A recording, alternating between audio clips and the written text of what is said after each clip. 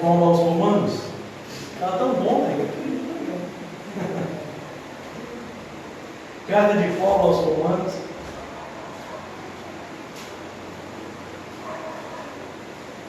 capítulo 8, verso 31 em diante.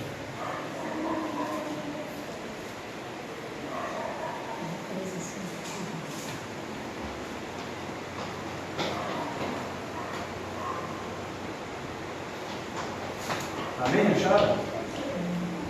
Carta de Paulo aos Romanos, capítulo 8, verso 31.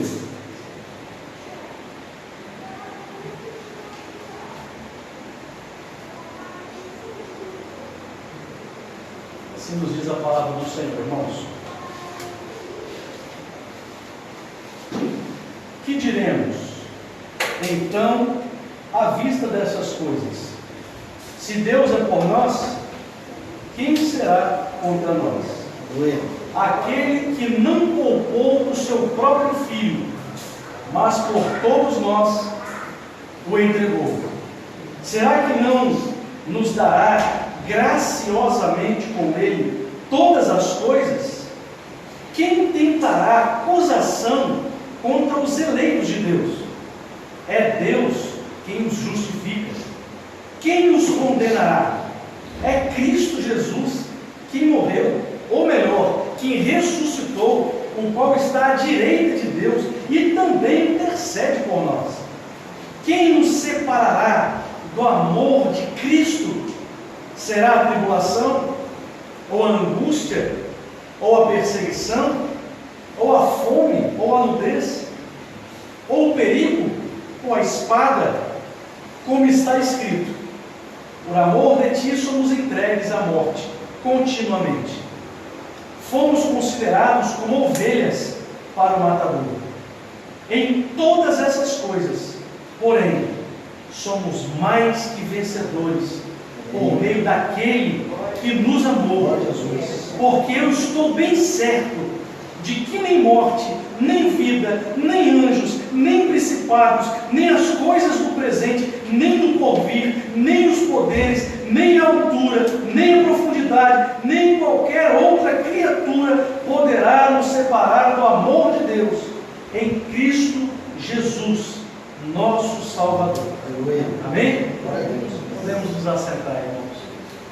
Essa afirmação é a afirmação do ponto mais alto da carta de Paulo aos Romanos. Nós estudamos aqui na igreja a respeito da carta de Paulo aos Romanos e vimos a importância dessa carta de forma teológica, conhecer as doutrinas da graça, conhecer o Evangelho de Jesus Cristo. Por quê? Porque a igreja de Roma, ela estava naquela época no coração da sociedade, daquela contemporaneidade. Então Paulo, diferente das outras cartas que ele escreve, por exemplo, a igreja que estava em Corinto, a igreja que estava na região da Galácia, a igreja que estava na região de Colossos, diferente dessas outras cartas que Paulo escreve para resolver problemas pontuais da igreja, essa carta Paulo escreve para aprofundar o conhecimento daqueles irmãos em relação ao Deus ao qual Paulo servia, ao Deus ao qual Abraão servia e ao Deus ao qual nós agora, no momento que nós estamos aqui, servimos também. Então Paulo ele escreve uma carta profunda, uma carta robusta a respeito de quem Deus é. E para explicar isso, Paulo começa a falar a respeito dos atributos de Deus. E Paulo, dentro dessa carta, antes do capítulo 8, Paulo faz menção a um Deus que é um Deus completamente santo. E o contraste do homem após a queda, que é um homem completamente impuro, completamente pecador. E Paulo coloca diante da igreja de Roma um grande dilema. E o dilema é: Deus é santo, Deus é puro, Deus é justo e Deus é bom. Porém o homem é impuro, é corrompido, é pecador e é transgressor. Como haverá comunhão entre um Deus santo e um homem impuro? Como haverá comunhão entre luz e trevas? Como o homem pecador, como o homem sendo um homem sujo, o homem sendo transgressor e iníquo, como esse homem vai se aproximar diante de um Deus santo? Deus não vai aceitar esse homem pecador. Então Deus vai executar a sua justiça nesse homem. E qual é a justiça de Deus? E a palavra de Deus diz em Romanos capítulo 3: não há um justo sequer, ninguém que seja digno de se achegar diante de Deus. Ninguém busca a Deus pela sua própria vontade, pela sua própria força ou pelo seu próprio mérito. O salário do pecado é a morte, mas o dom gratuito de Deus é a vida. Que vida é essa? E esse é o grande dilema que Paulo vai colocar diante da igreja de Roma. E isso é profundidade a respeito do significado do que é evangelho. O que é evangelho? O que é essa boa nova que Jesus Cristo nos trouxe? Que os anjos diziam: paz na terra, boas novas estará entre vós. Que boas novas eram essas? Que os anjos anunciaram no passado, que os profetas profetizaram no passado, que Jesus Cristo mencionou no passado, que Paulo mencionou e hoje a igreja continua mencionando. Então esse é o grande dilema que Paulo colocou: luz e trevas. Não há esperança para o homem se achegar diante de Deus porque ele é pecador. Então como resolver esse dilema? Aí Paulo diz: Jesus Cristo, Cristo é o nosso Salvador. Cristo é aquele que veio trazer paz entre Deus e o homem, entre o homem e Deus. E o que Cristo fez? Cristo veio à terra. Cristo pegou a transgressão e o pecado do homem, meu e seu, e Ele trouxe aquela transgressão para Ele, e encravou a transgressão na cruz do Calvário, e morreu pagando por todos os nossos pecados. E eu disse todos. Aí você pode perguntar: ora, mas existem pecados que eu ainda não cometi? E aí eu respondo: para Deus existe tempo? Sim ou não? Não, para Deus não existe tempo. Deus é um Deus pleno, total, glorioso. Ele vive no Kairos, que é o grego chama, é um tempo que não se conta, é um tempo que não é tempo. Mas nós estamos aqui dentro de um tempo chamado cronológico.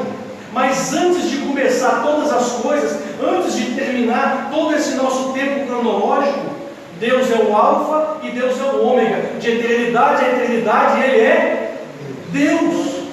Todas as coisas foram feitas por Ele. Tudo que foi feito por Ele foi feito. E sem Ele nada que foi feito se fez. E Cristo morreu antes da fundação do mundo. Antes de iniciar o Alfa, de Deus dizer: no princípio disse Deus, haja luz. Antes disso ser dito, Jesus Cristo já havia morrido na cruz do Calvário. Você já havia sido salvo. Deus já havia sido vencedor em todas as adversidades. E você e eu já somos mais do que vencedores antes de tudo começar. Esse é o mistério de Deus. Esse é o Deus glorioso ao qual nós servimos, e Paulo expõe aos irmãos em Romanos. E ele diz: Jesus Cristo morreu para perdoar o seu pecado. Um Deus santo veio à terra. Ele absorveu como uma esponja, absorve a água. Ele absorveu toda a sua impureza, todo o seu pecado e cravou nele. E quando ele morre na cruz do Calvário, ele te torna justo, justo diante de Deus. Você era transgressor, lembra do dilema? Luz e trevas. Você era trevas, você era pecador. Mas Jesus Cristo, como uma esponja, Ele absorveu todo o seu pecado. E agora você tem condição de entrar na presença do Pai. Por isso, Jesus Cristo Cristo é o nosso mediador entre Deus e o homem. Por isso nós pregamos aqui sobre a escada de Jacó. Jesus Cristo é a escada de Jacó. Jesus Cristo é a escada que liga a terra aos céus. Por isso, quando Jesus Cristo diz a Pedro: Pedro, o que você ligar na terra será ligado no céu, o que você ligar no céu será ligado na terra. Não era o homem Pedro, mas ele está falando dele. Jesus Cristo é a pedra fundamental da igreja, que faz com que um Deus santo ouça a oração de homens que agora são santos e transformados pelo poder de Deus. Aí você diz: ora, meu irmão, mas eu tropeço, eu erro. Quem aqui não tem pecado? E João diz em sua carta: aquele que diz que não tem pecado é mentiroso. Todos nós temos pecado, todos nós vamos cometer pecado ao longo da nossa existência. Porém, Jesus Cristo já nos perdoou de todos os pecados, seja os pecados do passado, os pecados do presente e os pecados do futuro. Aí Paulo responde a um dilema, porque foi um questionamento dos irmãos. E Paulo diz assim: ora, se todos os nossos pecados já estão perdoados, tenho eu liberdade ou liberação para pecar mais, já que todos estão pecados? Já que todos os meus pecados estão perdoados? Aí Paulo diz: de forma nenhuma. Se você foi crucificado com Cristo e você não mais vive, o velho homem pecador e transgressor foi crucificado com Cristo, e o poder do pecado na sua vida foi destronado. Hoje não é o pecado mais que te guia, mas é Jesus Cristo, é o Senhor da sua vida. Ele está entronizado no seu coração e Ele te guia agora. Então, pecar para o crente, pecar para o cristão autêntico e verdadeiro, é um tropeço, é um momento. A ovelha pode tropeçar e cair na lama, mas só os porcos continuam rolando na lama. As ovelhas não continuam rolando na lama. O bom pastor tira as ovelhas daquela situação. Ele limpa as suas ovelhas e cuida dela. O bom pastor fala através da exposição da palavra de Deus, e a ovelha de Cristo ouve a sua voz e conhece a voz do seu pastor, e levanta da lama e segue o seu pastor. E é isso que a palavra de Deus nos ensina. Por isso Paulo disse aqui aos Romanos: agora, pois, já não existe condenação para os que estão em Cristo. Nós que fomos resgatados, nós que fomos transformados, nós que tivemos os nossos pecados perdoados, ou seja, fomos justificados diante de Deus, não existe condenação mais para mim. Ninguém pode me condenar. Olha que bênção, olha que maravilha. Não há quem possa me acusar diante do tribunal de Deus. O promotor que vai apontar o dedo para a minha vida e vai me acusar das minhas transgressões, ele não pode me acusar mais. Por quê? Porque não existe mais condenação para aqueles que estão em Cristo, porque a lei do Espírito da vida em Jesus Cristo livrou você da lei do pecado e da morte. Jesus Cristo nos livrou da lei do pecado, da condenação do pecado. O salário do pecado é a morte. Deus nos livrou em Cristo da morte eterna. Porque aquilo que a lei não podia fazer por causa da fraqueza da carne, isso Deus fez, enviando o seu próprio Filho em semelhança à carne como nós. E no que diz respeito ao pecado, Ele puxou de nós o pecado. Assim Deus condenou o pecado na carne de Jesus Cristo. Deus condenou o seu pecado, o meu pecado, o nosso pecado na carne de Jesus Cristo. Ele pagou por todos os nossos pecados, a fim de que a existência da lei se cumprisse em nós, que não vivemos segundo a carne, mas nós vivemos agora segundo o Espírito. É isso que ele diz. Nós não agora vivemos segundo a lei, a condenação da lei, porque a lei mata, mas o Espírito vivifica. O que é a lei mata e o Espírito vivifica? ou a palavra vivifica. O que isso significa? Significa que a lei que Deus deu a Moisés, ela mostra ao homem a incapacidade de o homem ser salvo pelas suas obras. O que isso significa? Vou ser mais específico. Você, eu e nós não conseguimos cumprir a lei de Deus, que é perfeita, que é justa. Se você não cumpre a lei de Deus, logo você é um transgressor, logo você merece a justiça de Deus, o salário do pecado. Mas se você é salvo não pela lei, e sim pela graça, então você não é merecedor. Cristo é merecedor, e Cristo te salvou não pelos seus méritos, mas pelos méritos dele. Cristo é perfeito, Cristo é bom, Cristo é justo. Cristo, irmãos, Cristo, nada mais. Por isso a centralidade da Escritura é Cristo. Por isso a nossa mensagem é cristocêntrica. Por isso a Bíblia toda narra a história de Cristo, do seu amor e da sua redenção.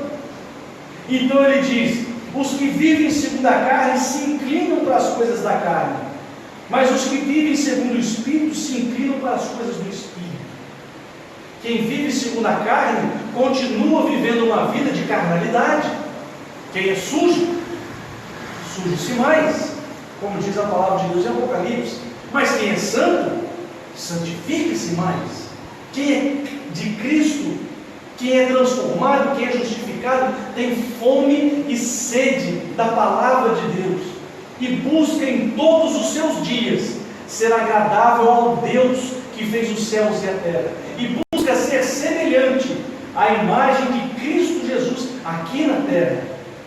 Por isso, nós precisamos ter como modelo de fé, como modelo de ação, como modelo de princípio, como padrão elevado de uma vida aqui na terra, Jesus Cristo, só Ele, nada mais.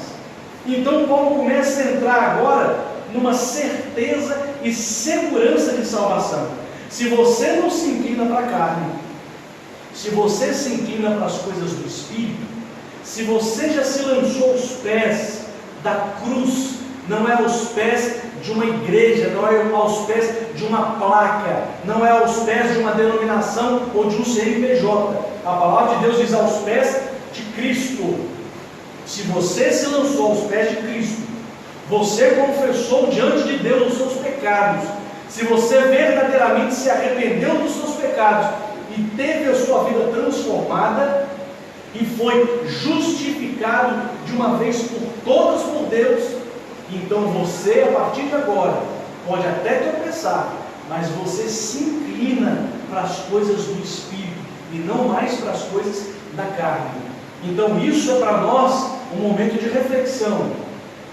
Para analisar a sua vida, para refletir o seu caminhar, para refletir os seus desejos, para refletir os seus princípios, para refletir as suas atitudes, as suas ações, as suas palavras, a sua vida por inteiro e em todos os âmbitos dela, seja na sua casa, seja na vida profissional, seja no relacionamento, e em todos os sentidos, você se inclina para o Espírito, então glorifique a Deus, meu irmão. Glorifique ao Senhor de todo o seu coração, porque você foi salvo pela graça de Deus. Mesmo sendo uma pessoa que não merece, Jesus Cristo te amou primeiro e te atraiu com laços de amor, de bondade e de misericórdia. E agora que isso foi feito, Paulo diz: nada, irmãos, nada poderá te separar do amor de Deus em Cristo Jesus. Se você verdadeiramente foi salvo pela graça de Jesus Cristo, jamais você se perderá, jamais você tropeçará e permanecerá na lama rolando, porque você é a ovelha de Jesus Cristo. Aqueles ao qual Jesus Cristo elegeu, aqueles ao qual Jesus Cristo justificou, aqueles ao qual Jesus Cristo pegou os pecados e perdoou os pecados, aquele ao qual verdadeiramente é salvo, esse jamais será condenado. E ele lista aqui uma relação enorme, dizendo o seguinte: vocês, porém, não estão na carne, mas vocês estão no Espírito, Se, porém, Cristo está em vocês, o corpo, na verdade, está morto para a causa do pecado, mas o Espírito, que é vida, por causa da justiça, está vivo em vocês. E se em vocês habita o Espírito daquele que ressuscitou dentre os mortos, esse mesmo que ressuscitou Cristo dentre os mortos, vivificará também o vosso corpo, que é mortal, por meio do seu Espírito que habita em vocês. Então, o que ele vai dizer? Porque eu estou bem certo de que nem morte, nem vida, nem anjos, nem principados, nem coisas do presente, nem do porvir, nem poderes, nem altura, nem profundidade, nem qualquer outra criatura poderá nos separar do amor de Deus que está em Cristo Jesus, nosso Senhor. Mas nós estamos aqui como ovelhas indo para o matadouro, passamos por lutas, passamos por provas, passamos por dificuldades, mas nós devemos nos lembrar que não há condenação para nós. O cristão, ele é um ser tão vencedor, tão glorioso, que mesmo que ele venha morrer, mesmo que ele seja perseguido, a espada, ele diz, perseguições, espada, nudez necessidades de se vestir, de comprar roupa, de comprar alimento, de comprar comida, mesmo que você passe por um momento tão difícil na sua vida, tão grave, ou seja, até mesmo a morte, mesmo que se levante, te pegue e te crucifique, ou te mate, como aconteceu com esses cristãos aqui em Roma. Eles foram crucificados, eles foram colocados em um madeiro, colocaram um piche neles, tacaram fogo para iluminar o jardim do imperador Nero. Eles foram chicoteados, eles foram apedrejados, eles foram mortos à espada, eles foram mortos de inúmeras formas terríveis que não vale nem a pena mencionar aqui. Mas de todas essas adversidades que eles passaram, que não se compara com as tribulações que nós passamos aqui nessa terra, nada poderá separar aqueles irmãos, nada poderá nos separar do amor de Deus em Cristo Jesus. Meus irmãos, isso é um consolo para a alma, isso é uma paz enorme que invade o nosso coração, só de pensar que eu posso enfrentar qualquer luta, que Cristo me fortalece, que Cristo me sustenta, e que nada, nem ninguém poderá me separar do amor de Deus em Cristo Jesus. Então só me cabe uma coisa, só me cabe glorificar a Deus, só me cabe engrandecer ao Senhor e buscar aqui nessa terra, fazer com que o nome dele também seja glorificado, seja proclamado, seja temido, seja reverenciado entre todas as nações. Nada poderá te separar do amor de Deus em Cristo Jesus. Amém?